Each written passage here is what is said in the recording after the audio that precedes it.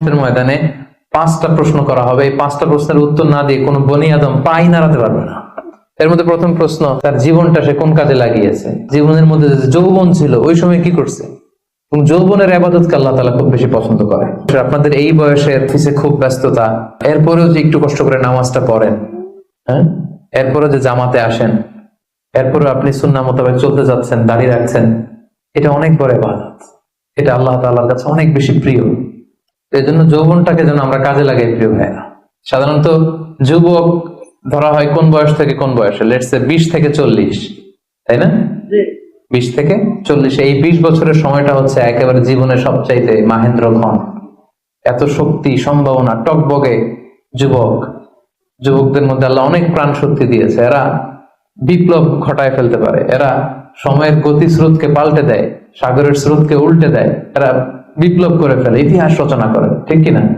এই জন্য যৌবনের এই সময়টা প্রিয় ভাইরা অনেক দামি। এটা বেশি দিন থাকবে না। রং ধরা যৌবন জং ধরে নাই, শেষ।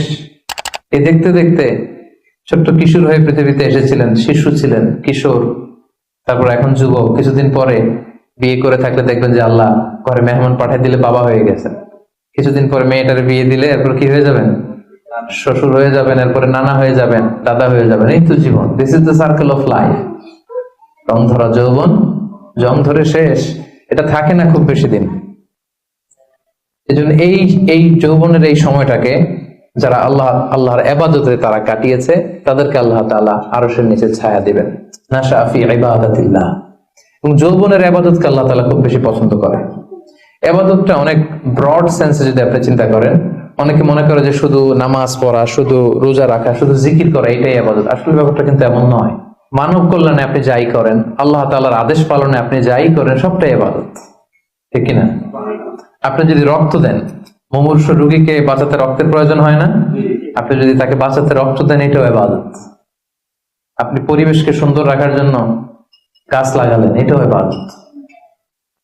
আপনি একজন মানুষ বিপদে পড়েছে, এটা জন্য হোয়াট টু ডু, আপনি তাকে কনসালটেশন করলেন, কিছু সুন্দর পরামর্শ দিলেন, গাইড করলেন যে এইটা ভুল, এইভাবে করো। এই যে আপনি টাইম ব্যয় করলেন, কনসালটেশন দিলেন, এটা ইবাদত। অনেকে মনে করে যে শুধু তাসবিহ, জিকির, কোরআন তেলাওয়াত এগুলোই মনে হয় ইবাদত। না, যে পথেই আল্লাহর সন্তুষ্টি, যে কাজ করলে আল্লাহ তাআলা সন্তুষ্ট হন, এই সবগুলো কাজই কিন্তু ইবাদত। তাই যৌবনের এই মোক্ষম সময়টাতে আল্লাহ তাআলার ইবাদত করে আমাদেরকে কাটাতে হবে। ওমা খালাকতুল জিন্না ওয়াল ইনসা ইল্লা লিয়াবুদুন। আমি মানব জাতির জিন জাতিকে কেবলই সৃষ্টি করেছি আমার ইবাদতের জন্য। এজন্য এই বয়সের, আপনাদের এই বয়সের অফিসে খুব ব্যস্ততা, এখানে খুব ব্যস্ততা, এরপরেও যে একটু কষ্ট করে নামাজটা পড়েন, হ্যাঁ, এরপরে যে জামাতে আসেন, এরপরে আপনি সুন্নাহ মোতাবেক চলতে যাচ্ছেন, দাঁড়িয়ে রাখছেন, এটা অনেক বড় ইবাদত। এটা আল্লাহ তাআলার কাছে অনেক বেশি প্রিয়। বৃদ্ধ বয়সের ইবাদতের চেয়ে যৌবনের ইবাদত আল্লাহর কাছে অনেক বেশি প্রিয়। এর কারণ হচ্ছে, বৃদ্ধ বয়সে ইবাদত ছাড়া করবেটা কি? ইবাদত ছাড়া তো সময় কাটে না। কারণ ঘরে এর কথা শোনার কেউ নাই, কেউ সময় দেয় না, রাতে ঘুম আসে না, 3টার দিকে ঘুম ভেঙে যায়। বাংলাদেশের কথা যদি বলি, দেখবেন যে মুরব্বীরা 3টা-4টার পরে নাকি ওনাদের ঘুমিয়ে আসে না। তো অজু করে ইমাম সাহেবের 1 ঘন্টা আগে আসে মসজিদে ফজর পড়তে। ইমাম সাহেব দেরি করলো কেন, মুয়াজ্জিন দেরি করলো কেন, ওনারা এটা বলে। কারণ ওই যে ঘুম আসে না, কি করবে? তখন তার ইবাদত করা ছাড়া সময়ই কাটে না। ওই ইবাদত আল্লাহর কাছে ততটা প্রিয় নয় যতটা প্রিয় হচ্ছে একজন যুবকের ইবাদত, ঠিক কিনা? আপনি যৌবন কালে যদি আল্লাহ তাআলা দাসত্ব করতে পারেন, ইবাদত করতে পারেন, আপনার বার্ধক্য উপনীত হওয়ার পরে ইবাদত করতে না পারলে আল্লাহ তাআলা ইবাদত দিয়ে আপনার আমলনামা পূর্ণ করে দিবে। সুবহানাল্লাহ, পূর্ণ করে দেবে। আপনি ফজরের সময় উঠতে পারতেছেন না, কোমরে ব্যথা, ডায়াবেটিস ইত্যাদি ইত্যাদি, আল্লাহ বলবে যুবক অবস্থায় কি করেছিল ওটা দেখো, ওই সময় যা করছে ওটা লিখে দাও। এই জন্য আল্লাহ রাসূল সাল্লাল্লাহু আলাইহি ওয়াসাল্লাম বলেছেন যে এই যৌবনটারে কাজে লাগাও। আল্লাহ রাসূল সাল্লাল্লাহু আলাইহি ওয়াসাল্লাম বলেছেন 5টা বিষয় আসার আগে 5টা জিনিসকে কাজে লাগাও। তার মধ্যে একটা হচ্ছে শাবাবাকা ক্বাবলা হারামিক, বার্ধক্য আসার আগে যৌবনকে কাজে লাগাও। সিহহাতাকা ক্বাবলা মারাদিক, অসুস্থতা আসার আগে সুস্থতাকে কাজে লাগাও। গিনাকা ক্বাবলা ফাকরিক, গরিব হয়ে যাওয়ার আগে তোমার ধনাঢ্যতাকে কাজে লাগাও। ফারাগাকা ক্বাবলা শুগলিক, ব্যস্ত হয়ে যাওয়ার আগে অবসরটারে কাজে লাগাও। হায়াতাকা ক্বাবলা মাউতিক, মৃত্যু আসার আগে জীবনটারে কাজে লাগাও। এই জন্য যৌবনটাকে যেন আমরা কাজে লাগাই প্রিয় ভাইরা। এবং কিয়ামতের ময়দানে 5টা প্রশ্ন করা হবে, এই 5টা প্রশ্নের উত্তর না দিয়ে কোনো বনি আদম পাই নাড়াতে পারবে না, পা নাড়াতে পারবে না।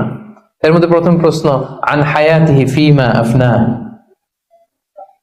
তার জীবনটা সে কোন কাজে লাগিয়েছে। ও আন শাবাবিহি ফিমা আবলা, জীবনের মধ্যে যে যৌবন ছিল ওই সময় কি করছে, ওই সময় কি ইসলামের বিরুদ্ধে তার কাজ করেছে, হারাম কাজগুলোতে সময় ব্যয় করেছে, হারাম ব্যবসা করেছে, হারামের সাথে সম্পৃক্ত ছিল, ইসলাম বিরোধী গোষ্ঠীর সাথে সম্পৃক্ত ছিল। আপনাকে জিজ্ঞেস করা হবে যে এই যৌবনের সময়টা আপনি কি কাজে লাগিয়েছেন, নাকি ইসলামের পক্ষে ছিল, যা করেছে ইসলামের পক্ষে কাজে লেগেছে। সম্পদ কোত্থেকে উপার্জন করেছে, কোথায় ব্যয় করেছে, যতটুকু জেনেছে ততটুকু মেনেছে কিনা। এই 5টা প্রশ্নের উত্তর দেওয়ার আগে বনি আদম কিয়ামতের ময়দানে পাই নাড়াতে পারবে না। এই জন্য দ্বিতীয় শ্রেণী হচ্ছে ওয়াশাবুন নাশাআ ফি ইবাদাতিল্লাহ, এমন যুবক যে তার যৌবনকে আল্লাহর ইবাদতে কাজে লাগিয়েছে। এজন্য যৌবনটাকে যেন আমরা কাজে লাগাই। মনে থাকবে সবার, সবাই কিন্তু আপনারা যুবক, এই সময়টা পাবো না, আমরা মিস করবো কিছুদিন পরে। এই যে কুচকুচে কালো দাড়ি, আপনার কি মনে হয় আজীবনে কালোই থাকবে? Be a part of our vision. Do listen and share the khair. Be with our official social media handle for latest update.